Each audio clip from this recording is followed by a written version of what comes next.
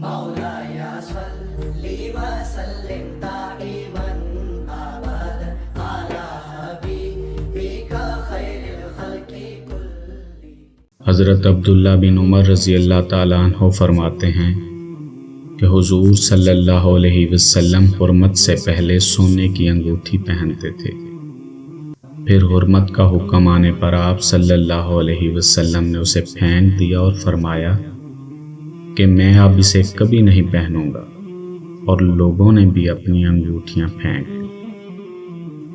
حضرت عبداللہ بن عمر رضی اللہ تعالیٰ عنہ سے روایت ہے کہ حضور صلی اللہ علیہ وسلم نے سونے کی انگوٹھی بنوائی اور اس کا نگینہ ہتھیلی کی طرف رکھا اور اس پر محمد رسول اللہ کے الفاظ کھدوائے۔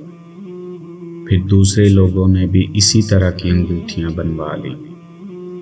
جب حضور صلی اللہ علیہ وسلم نے دیکھا کہ کچھ دوسرے لوگوں نے بھی اس طرح کی انگوٹھیاں بنوا لی ہیں تو آپ صلی اللہ علیہ وسلم نے اسے پھینک دیا اور فرمایا کہ اب میں اسے کبھی نہیں پہنوں گا۔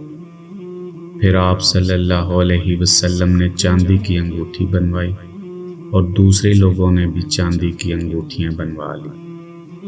ابن عمر رضی اللہ تعالیٰ عنہ نے بیان کیا کہ نبی کریم صلی اللہ علیہ وسلم کے بعد اس انگوٹھی کو ابو بکر رضی اللہ تعالیٰ عنہ نے پہنا، پھر عمر رضی اللہ تعالیٰ عنہ نے، اور پھر حضرت عثمان رضی اللہ تعالیٰ عنہ نے پہنا۔